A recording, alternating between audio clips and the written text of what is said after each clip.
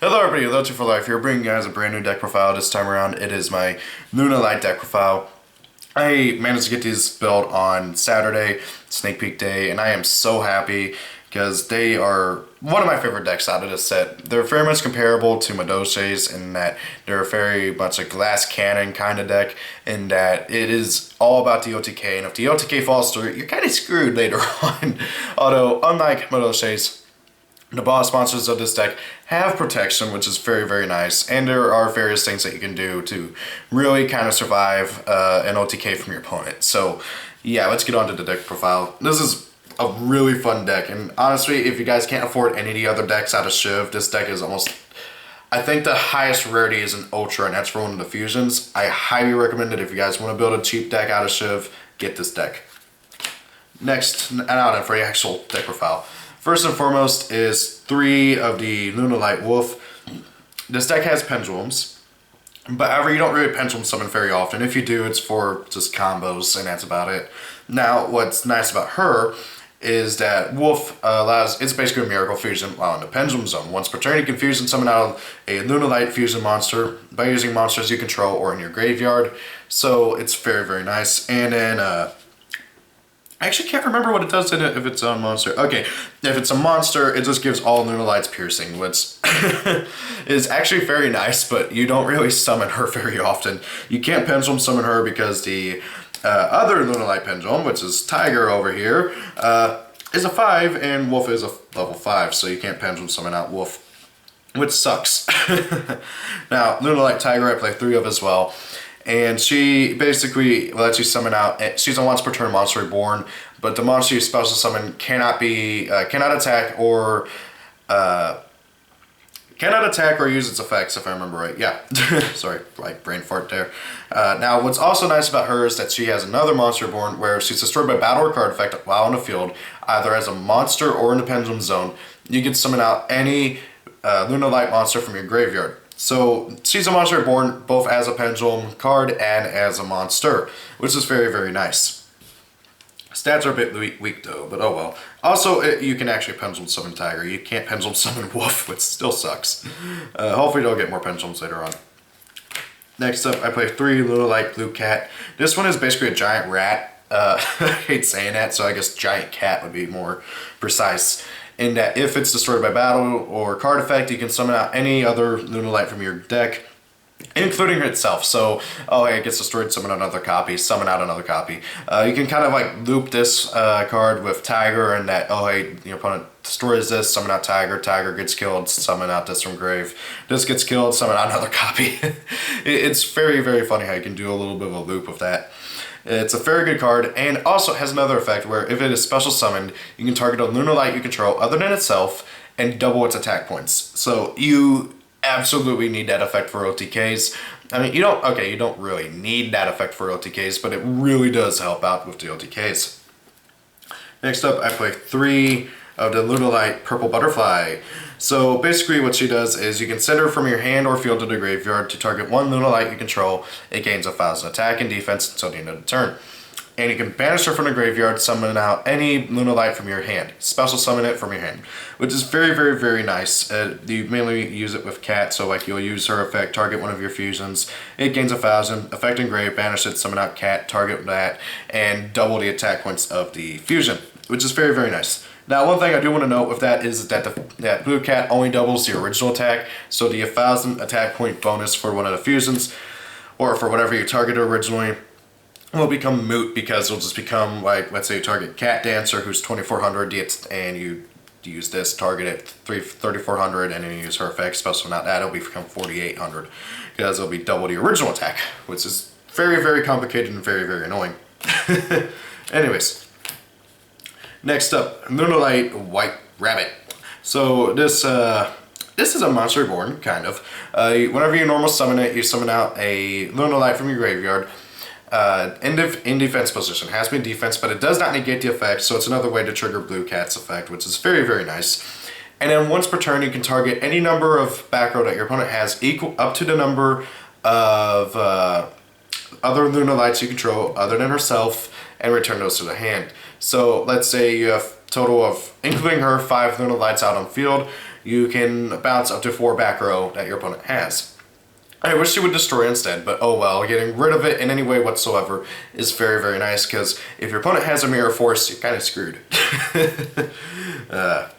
Next up, I play 3 Lunalight Black Sheep. She's one of the central pieces of the deck. You discard her, add Poly from your deck to your hand. Yes, this deck uses polymerization. I don't mind it at all, really, because of what it can do with it.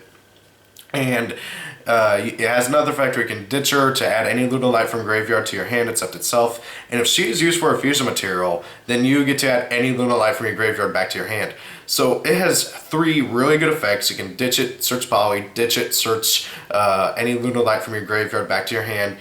Or if it's used for a fusion summon, add back any Lunalight from your graveyard except itself, which is very, very, very good. And you can use all 3 of those effects in one turn. Or at least I think you can use, you can use all 3 of these effects, and you can do it multiple times in a turn. So you can, if you have multiples, you can ditch all 3 for Poly, which is very, very, very nice. Now, the only issue with this is that if you ditch it, search Poly, it's going to be in your graveyard, but you can reborn it with White Rabbit, which is very nice. And then finally, I play 3 Maxis, because you generally almost always go second with this deck, so if you let your opponent do their stuff, you're gonna want to drop that Maxi and get to your combo pieces ASAP, which it just really helps out. On to the spells. First and foremost, very obviously, I play 3 Polymerization. Very much a needed card in this deck. I play 3 Tenki. They're all Beast Warriors. And being able to search out Black Sheep or Blue Cat or any of the other ones that I may need is very nice. The only one you can't search out is Wolf, which sucks because Wolf is a 5. So yeah. And then finally, oh wait, no, still more after this. Next up, I play 2 Allure of Darkness. All of them except for the pendulums are dark. The pendulums are light for some reason. So yeah, you get to really just speed through your deck, because 3 Tenki, 2 Allure of Darkness. You get to draw and search a lot in this deck, and it's very, very nice. I don't know how many times am I going to say that. Next up, I play 2 Fusion Recovery. The fact that you can completely ignore the payment for a fusion summon with this card is insanely stupid. So let's say you ditch Black Sheep, search out Poly, you normal summon White Rabbit, special summon Black Sheep, activate Poly, fuse for, I don't know, Cat Dancer, her, and then you add back White Rabbit with Black Sheep's effect, and then you activate this, add back Black Sheep and Poly. It is so stupid. The fact that you can just completely ignore the payment for a fusion and go for another fusion after that is really, really good. Next up, I play 2 Fusion Tag. I've seen people play anywhere from 1 to 2 of this. I saw one guy play 3, which I didn't like too much. Basically what this does is you target, whenever you activate it, you target one of your monsters that you control, reveal a fusion monster from your extra deck, and that monster that you targeted with this card becomes that fusion monster, like the name-wise. So it's kind of like a spell version of Prisma, but instead of copying a fusion material, it becomes a fusion. And the reason being for this is that this deck has 3 fusions, and 2 of those need another fusion to go into. One of them even needs a fusion that needs a fusion, so it's very, very obnoxious, and this helps you just kind of skip all that. I play 2 MST and 1 Dark Hole. So the reason why I only play 1 Dark Hole, even though this is an OTK deck, is that this deck actually wants your opponent to have monsters in order to OTK. I will explain so whenever we get to the fusion monsters, but however, you need to have monsters on your opponent's side of the field to OTK. Without monsters on your opponent's side of the field, it becomes a whole lot harder to OTK your opponent. Now then, that's all the spells. And now for the traps, I play 3 Lunalight Reincarnation Dance. Basically, if a monster you control is destroyed by battle or card effect, you can activate this card to add any 2 Lunalights from your deck to your hand. So it's kind of like a Pot of Greed, but you get to pick which cards you want. It's a very good card, and I absolutely love it at 3. I know some people who play it at like 1 or 2, but I prefer it at 3 because I want to stay it as easily as possible so I can get to my OTK pieces as fast as possible, which, you know, you kind of sort of need. And then I play 2 Breakthrough Skill to round out my entire main deck. The reason why I'm playing Breakthrough Skill is because it can just stop your opponent's monster effects that would normally screw you over. Like, let's say you're doing against the newest version of Cosmos with like Dark Lady. Oh, hey, just activate this, target Dark Lady, negate her effects, so you don't have to worry about her negating your monster effects. And this deck is very, very monster effect heavily reliant. So it's a very, very good card. Also can bait out stuff like Cyber Dragon, Infinity, and other things like that. Now onto the extra deck. I'm going to say this now. All you need is 3 of each of the fusions. That's all you need for the extra deck. Because this deck, it's very, very hard to make next season, because they have 1 level 4, 2 level 3s, 1 level 5, and 2 level 2s. So it is incredibly hard for you to go into an Xyz with this deck. It is very, very hard. I have only ever done it once, and that was going into one of the Firefist Xyz. So I'm gonna cover what Xyz I do play. You can basically ignore that entire piece with the Xyz because you do not need them. You just do not. You don't ever go into them. So for the fusions, I play 3 Lunalight Cat Dancers. She's your main fusion. She's the easiest one to go into. She just needs 2 Lunalights to go into. Her effect is that she cannot be destroyed in battle, and every time she attacks, your opponent takes 100 damage. Now that's not very much, but however, she has another effect which is very, very, very good. So you can tribute off another Lunalight you control, and this card can attack all monsters your opponent controls twice each. On the first time, they cannot be destroyed by battle, and then yeah, it is really stupid. And oh, by the way, if they're floaters, if like let's say you're running over like a Burning Abyss or something, and it's a Sur or a Graph, and they summon out another copy or another monster, you can attack any monsters they summon during the battle phase too. So that also applies to Cosmos and stuff like that.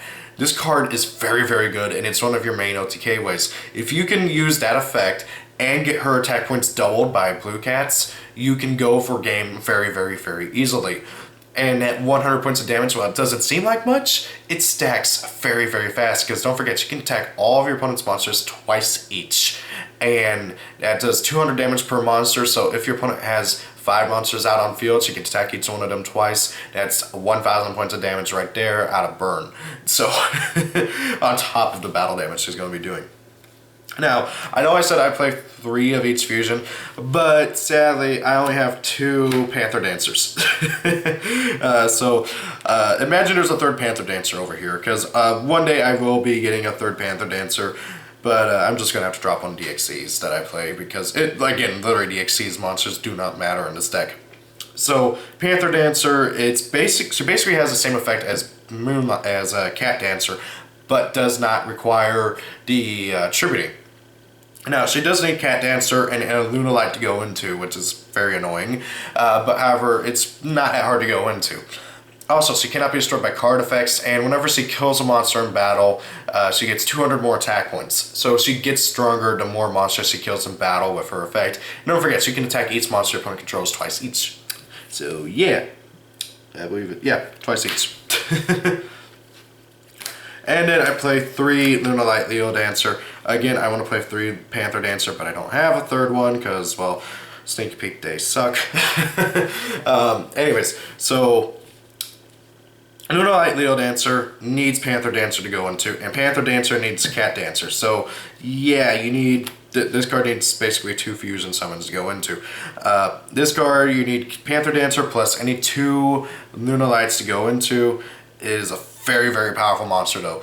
3,500, can attack twice, can't be destroyed by card effects, cannot be targeted by card effects, and if it destroys a monster by battle, you get to destroy all special summon monsters your opponent controls. This card is really, really, really insane, and heck, if you can make it, generally speaking, you're going to win the duel. But however, it can still be destroyed in battle, and it just simply can't be destroyed by card effects or targeted by card effects. So if your opponent has like some other card effect that like doesn't destroy it and doesn't target it, like I don't know, any of the new Mirror Force cards, you're kind of screwed. So, oh hey, your opponent has Drowning Mirror Force, you're out of luck. So yeah, it's a really good monster, but however, kind of loses out to some battle traps. And now we get to the pointless Xyz that you will never, ever, ever, ever need. So, 1 Dark Mist, because again, rank 2s easily. Gotcha. You actually do go into them sometimes. But however, again, not very often. Gotcha is just very useful for helping out the OTKs. Super Quantum Mecha Beast Grand Pulse for popping back row. Break Sword for popping stuff in general. Nightmare Sark for attacking directory for game. And 2 of these guys, even though you only really ever go into 1, so yeah, I'd probably drop 1 of these guys for another Panther Dancer. Fire King, Brotherhood of the Fire Fist, Fire Tiger King. So yeah, he's just mainly searches out tanky. And negates anything that's not a Beast Warrior. So it does kind of help, but again, you don't really ever go into it, and you can just easily drop 1 for another Panther Dancer. And I will be doing that as soon as I get another Panther Dancer. So, so you guys think of the deck profile. Hope you enjoyed the video. Thank you all for watching. I love this deck so much. Serena in Arc V is one of my favorite characters. She's awesome. And I'm just so happy that this deck got printed because I didn't think it was ever going to get printed. So guys, thank you all for watching. If you have any suggestions, please leave them down in the comments below. Thank you all for watching. Have a great day and peace out.